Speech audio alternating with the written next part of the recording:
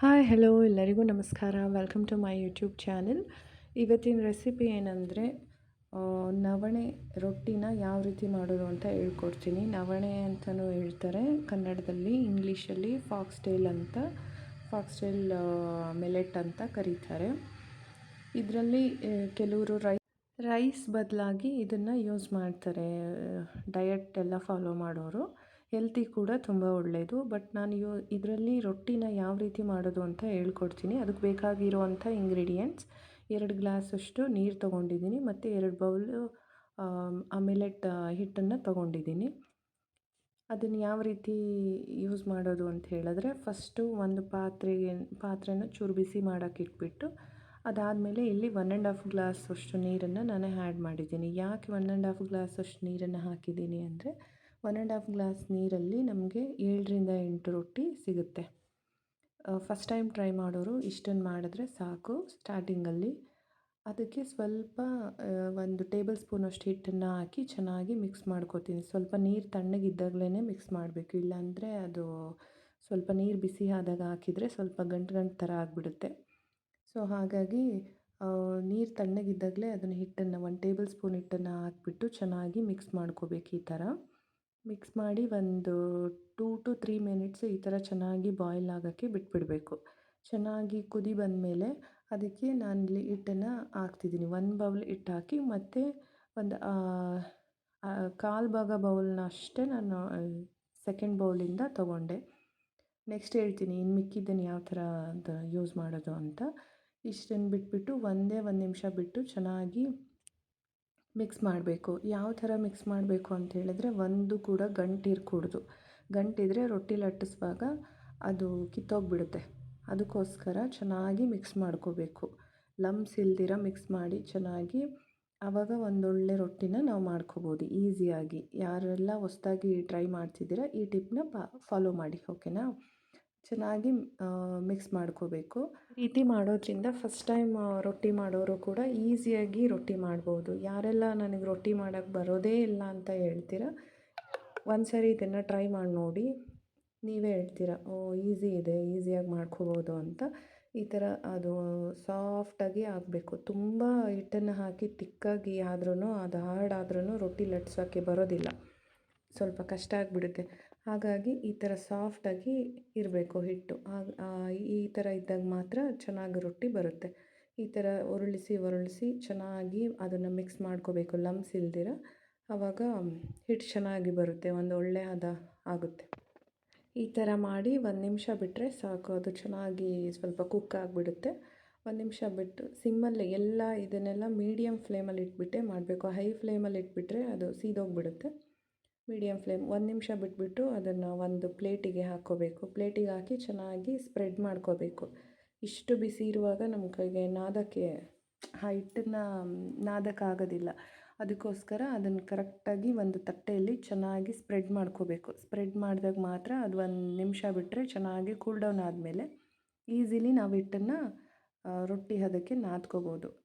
ನಾವು ಈ ಥರ ಒಟ್ಟಿಗೆ ಕೂಡ ನಾದ್ಬೋದು, ಅಥವಾ ಆ ಜಿಗುಟನ್ನು ಹಾಗೆ ಇಟ್ಬಿಟ್ಟು ಚೂರೇ ಅದು ಜಿಗುಟನ್ನು ತೊಗೊಂಡು ನಮಗೆ ಈಗ ಉಳಿದಿದೆ ಅಲ್ವಾ, ಒಣ ಹಿಟ್ಟನ್ನು ಎಷ್ಟು ಬೇಕೋ ಅಷ್ಟನ್ನು ಮಿಕ್ಸ್ ಮಾಡ್ಕೊತ ಒಂದೊಂದೇ ರೊಟ್ಟಿನೂ ಕೂಡ ಮಾಡ್ಬೋದು. ಇಲ್ಲ ಒಟ್ಟಿಗೆ ಈ ರೀತಿಯೇ ಒಂದೇ ಸಾರಿ ಮಾಡ್ತೀವಿ ಅಂತ ಹೇಳಿದ್ರೆ, ಅದು ಫುಲ್ ಜಿಗುಟನ್ನು ಒಂದು ಪ್ಲೇಟಿಗೆ ಹಾಕಿಬಿಟ್ಟು 1 ನಿಮಿಷ ಆರಕ್ಕೆ ಬಿಟ್ಟು ಈ ಥರ ಒಣ ಹಿಟ್ಟನ್ನು ಹಾಕ್ತಾ ಚೆನ್ನಾಗಿ ರೊಟ್ಟಿ ಮಾಡೋ ಕನ್ಸಿಸ್ಟೆನ್ಸಿ, ಒಳ್ಳೆ ರೊಟ್ಟಿ ಹದಕ್ಕೆ ಬರಬೇಕು ಹಿಟ್ಟು. ಆ ರೀತಿ ಚೆನ್ನಾಗಿ ನಾದ್ಕೋಬೇಕು. ಯಾವ ರೀತಿ ನಾದಬೇಕು, ರೊಟ್ಟಿ ಮಾಡೋಕ್ಕೆ ಈಸಿಯಾಗಿ ಬರೋ ಥರ ನಾವು ನಾದ್ಕೋಬೇಕು.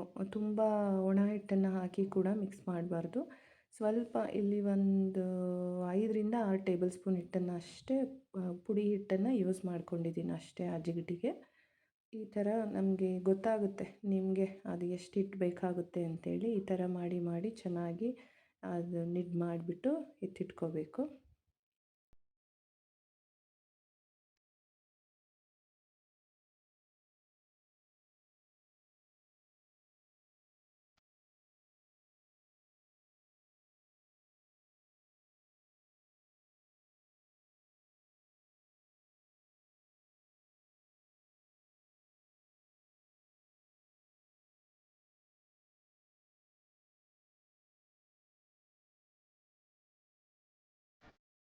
ಇವಾಗ ರೊಟ್ಟಿ ಮಾಡಲಿಕ್ಕೆ ಹಿಟ್ಟು ರೆಡಿ ಆಯಿತು. ಏನಕ್ಕೆ ಇದು ಫುಲ್ಲಾಗಿ ಡೀಟೇಲಾಗಿ ಕಟ್ ಮಾಡ್ದಿರ ಹಾಕಿದ್ದೀನಿ ವಿಡಿಯೋ ಅಂತ ಹೇಳಿದ್ರೆ, ಬಿಗಿನರ್ಸ್ಗೆ ಕರೆಕ್ಟಾಗಿ ಅರ್ಥ ಆಗಬೇಕು. ಚೂರು ಚೂರೇ ತೋರಿಸಿದ್ರೆ ಅದು ಸರಿಯಾಗಿ ಅರ್ಥ ಆಗೋಲ್ಲ. ಯಾವ ಥರ ನಿಟ್ ಮಾಡಬೇಕು, ಏನು ಎತ್ತ ಅಂತ ನಿಮಗೆಲ್ಲ ಡೀಟೇಲಾಗಿ ಗೊತ್ತಾಗಬೇಕು ಅನ್ನೋದಕ್ಕೋಸ್ಕರ ಫುಲ್ ವಿಡಿಯೋನ ಇದನ್ನು ಹಾಕಿದ್ದೀನಿ. ನೆಕ್ಸ್ಟು ಒಂದಿಷ್ಟು ರೊಟ್ಟಿ ಮಾಡೋಕ್ಕೆ ಎಷ್ಟು ಬೇಕಾಗುತ್ತೆ ಒಂದು ರೊಟ್ಟಿಗೆ ಅಂಥೇಳಿ ಆ ಹಿಟ್ಟನ್ನು ತೊಗೊಂಡು ಸ್ವಲ್ಪ ಒಣ ಹಿಟ್ಟನ್ನು, ಅದು ಪುಡಿ ಹಿಟ್ಟಿತ್ತಲ್ಲ ಅದನ್ನೇ ಹಾಕಿಬಿಟ್ಟು ಚೆನ್ನಾಗಿ ಲಟ್ಟಿಸ್ಕೋಬೇಕು. ಆ ಸರ್ಕಲ್ ಇರುತ್ತಲ್ಲ ಅದನ್ನೆಲ್ಲ ಕ್ಲೋಸ್ ಮಾಡ್ತಾ ಬರಬೇಕು. ಫಿಂಗರಿಂದನಾದರೂ ಕ್ಲೋಸ್ ಮಾಡ್ಬೋದು, ಅಥವಾ ಇನ್ನೊಂದು ಹ್ಯಾಂಡಿಂದ ಕೂಡ ಅದನ್ನು ಕ್ಲೋಸ್ ಮಾಡ್ಕೊತಾ ಬರಬೇಕು. ಸರ್ಕಲೆಲ್ಲ ಕರೆಕ್ಟಾಗಿ ಕವರ್ ಆಗಬೇಕು. ಅದೆಲ್ಲ ಹಿಂಗೆ ಕಟ್ಟಾಗಿರೋ ಥರ ಇದ್ದರೆ ರೊಟ್ಟಿ ಮತ್ತೆ ಕಿತ್ತೋಗಿಬಿಡುತ್ತೆ. ಸೊ ಅದೆಲ್ಲ ಕರೆಕ್ಟಾಗಿ ಕ್ಲೋಸ್ ಆಗಬೇಕು. ಆ ರೀತಿ ನಾವು ಅದು ಕ್ಲೋಸ್ ಮಾಡಿಕೊಂಡು ಆಮೇಲೆ ನಿಧಾನವಾಗಿ ಲಟ್ಟಿಸ್ತಾ ಬರಬೇಕು. ಇದನ್ನು ನಾವು ಚಪಾತಿ ಥರ ಸ್ಪೀಡಾಗಿ ಲಟ್ಸೋಕ್ಕಾಗಲ್ಲ. ಯಾಕಂದರೆ ಸ್ಪೀಡಾಗಿ ಲಟ್ಸ್ಬಿಟ್ರೆ ಏನಾಗುತ್ತೆ ಅಂತ ಹೇಳಿದ್ರೆ ಕಿತ್ತೋಗಿಬಿಡುತ್ತೆ. ಸಾಫ್ಟ್ ಇರುತ್ತಲ್ವ ರೊಟ್ಟಿ ಹಿಟ್ಟು, ಸೊ ಅದಕ್ಕೋಸ್ಕರ ಅದು ಕಿತ್ತೋಗುತ್ತೆ. ಅದಕ್ಕೆ ಏನು ಮಾಡಬೇಕು ಅಂತ ಹೇಳಿದ್ರೆ ಸ್ವಲ್ಪ ಒಣ ಹಿಟ್ಟು ಹಾಕ್ತಾ ನಿಧಾನವಾಗಿ ಲಟ್ಟಿಸ್ಬೇಕು. ನಿಧಾನ ಅಂದರೆ ತುಂಬ ನಿಧಾನ ಅಲ್ಲ, ಸ್ವಲ್ಪ ಲೈಟ್ ಪ್ರೆಷರ್ ಕೊಟ್ಟರೆ ಸಾಕದು ರೊಟ್ಟಿಗೆ. ಸೊ ನಾವು ಚಿಕ್ಕ ರೊಟ್ಟಿ ಬೇಕಾದರೂ ಇಷ್ಟೇ ಸಾಕು ರೊಟ್ಟಿ ಅಂತ ಹೇಳಿದ್ರೆ ಇದನ್ನು ಕೂಡ ಬೇಯಿಸ್ಕೋಬಹುದು. ಇಲ್ಲ ನನಗೆ ಇನ್ನೊಂದು ಸ್ವಲ್ಪ ತೆಳ್ಳಗೆ ಹೊತ್ತೀನಿ ಅಂತ ಹೇಳಿದ್ರೆ ಇನ್ನೂ ಕೂಡ ತುಂಬಾ ತಿನ್ನಾಗಿ ಲಟ್ಟಿಸ್ಕೋಬಹುದು. ಸ್ವಲ್ಪ ಒಣ ಹಿಟ್ಟನ್ನು ಆವಾಗಲೇ ತೊಗೊಂಡಿದ್ವಲ್ಲ, 2 ಬೌಲ್ ಅಂಥೇಳಿ ಹಿಟ್ಟನ್ನು ತೊಗೊಂಡಿದ್ನಲ್ಲ, ಅದರಲ್ಲಿ 1/4 ಬೌಲಷ್ಟು ನಾನು ಹಿಟ್ಟನ್ನು ಯೂಸ್ ಮಾಡಿಕೊಂಡಿದ್ದೆ. ಮತ್ತು ಅದು ಹಿಟ್ಟನ್ನು ನಾದಲಿಕ್ಕೋಸ್ಕರ ಒಂದು 5ರಿಂದ 6 ಟೇಬಲ್ ಸ್ಪೂನ್ ಹಿಟ್ಟನ್ನು ಯೂಸ್ ಮಾಡಿದ್ದೆ. ಅದಾದಮೇಲೆ ಅದೇ ಹಿಟ್ಟನ್ನು ತೊಗೊಂಡು ನಾನು ರೊಟ್ಟಿನ ಮಾಡ್ತಾಯಿದ್ದೀನಿ. ಈ ರೀತಿ ನಾನು ಸ್ವಲ್ಪ ತೆಳ್ಳಗೆ ಮಾಡ್ತಾಯಿದ್ದೀನಿ. ನೀವು ಸ್ಟಾರ್ಟಿಂಗಲ್ಲಿ ಫಸ್ಟ್ ಟೈಮ್ ಮಾಡೋರು ಪರವಾಗಿಲ್ಲ, ಸ್ವಲ್ಪ ತಿಕ್ಕಾಗೆ ಮಾಡ್ಕೊಳ್ಳಿ. ಮಾಡ್ತಾ ಅಭ್ಯಾಸ ಆಗಿಬಿಡುತ್ತೆ ಯಾವ ರೀತಿ ಮಾಡೋದು ಅಂತೇಳಿ. ಸ್ಟಾರ್ಟಿಂಗಲ್ಲಿ ಸ್ವಲ್ಪ ಕಷ್ಟ ಆಗ್ಬೋದು, ಪರವಾಗಿಲ್ಲ, ಮಾಡ್ತಾ ಈಸಿ ಆಗುತ್ತೆ. ನೆಕ್ಸ್ಟು ಇಲ್ಲಿ ಒಂದು ಸಾಫ್ಟ್ ಬಟ್ಟೆ ತೊಗೊಂಡಿದ್ದೀನಿ. ನಾನಿಲ್ಲೊಂದು ನ್ಯಾಪ್ಕಿನ್ ತೊಗೊಂಡಿದ್ದೀನಿ ಚಿಕ್ಕದು. ನೀವು ಬೇಕಾದರೆ ಯಾವುದಾದ್ರೂ ಒಂದು ಕರ್ಚೀಫು ಅಥವಾ ಯಾವುದಾದ್ರೂ ಒಂದು ಚಿಕ್ಕದು ಬಟ್ಟೆ ತೊಗೊಂಡು ಈ ಥರ ಅದು ಫುಲ್ಲು ನೀರನ್ನು ಹಚ್ಚಬೇಕು. ತುಂಬ ನೀರನ್ನು ಹಚ್ಚಬಾರ್ದು. ಸ್ವಲ್ಪ ಬಟ್ಟೆನ ಅದರಲ್ಲಿ ಅದ್ಬಿಟ್ಟು ಅದು ಸ್ವಲ್ಪ ಹಿಂಡಿ ಸ್ಕ್ವೀಸ್ ಮಾಡಿ ಎಷ್ಟು ಬೇಕೋ ಆ ರೊಟ್ಟಿ ಗೊತ್ತಾಗುತ್ತೆ ನಿಮಗೆ. ಸ್ವಲ್ಪನೇ ಇದು ಮಾಡಿಬಿಟ್ಟು ಸ್ವಲ್ಪನೇ ನೀರನ್ನು ಹಚ್ತಾ ಬಂದರೆ ಈ ರೀತಿ ಫುಲ್ಲು ಅದು ನೀರು ಫುಲ್ ಕವರ್ ಆಗಬೇಕು ಆ ರೊಟ್ಟಿಗೆ.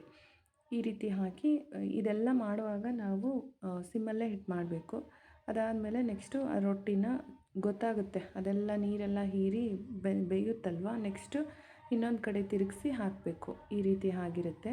ಇನ್ನೊಂದು ಕಡೆ ತಿರುಗಿಸಿ ಬೇಯಿಸಿ, ಎರಡೂ ಕಡೆನೂ ತಿರುಗಿಸಿ ಬೇಯಿಸಿದರೆ ನಮಗೆ ರೊಟ್ಟಿ ರೆಡಿ ಆಗಿಬಿಡುತ್ತೆ. ನೋಡಿ ಎಷ್ಟು ಚೆನ್ನಾಗಿ ರೊಟ್ಟಿ ರೆಡಿ ಆಯಿತು. ಇದನ್ನು ನಾವು ಪಲ್ಯ ಜೊತೆನಾದರೂ ತಿನ್ಬೋದು, ಚಟ್ನಿ ಪುಡಿ ಜೊತೆ ಆದರೂ ತಿನ್ಬೋದು.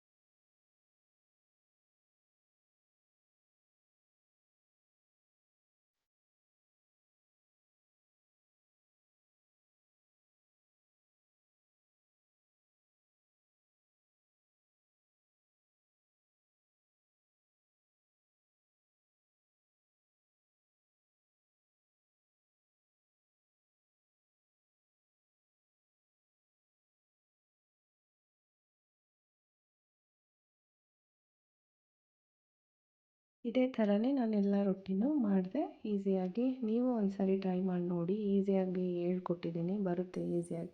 ಯಾರು ನನಗೆ ರೊಟ್ಟಿ ಮಾಡೋಕ್ಕೆ ಬರಲ್ಲ ಅಂತಿದ್ದೀರಾ, ಪ್ಲೀಸ್ ಈ ವಿಡಿಯೋನ ನೋಡಿ ಮತ್ತು ಲೈಕ್ ಮಾಡಿ, ಶೇರ್ ಮಾಡಿ, ಸಬ್ಸ್ಕ್ರೈಬ್ ಮಾಡಿ. ವಿಡಿಯೋ ನೋಡಿದ್ದಕ್ಕೆ ಥ್ಯಾಂಕ್ ಯು.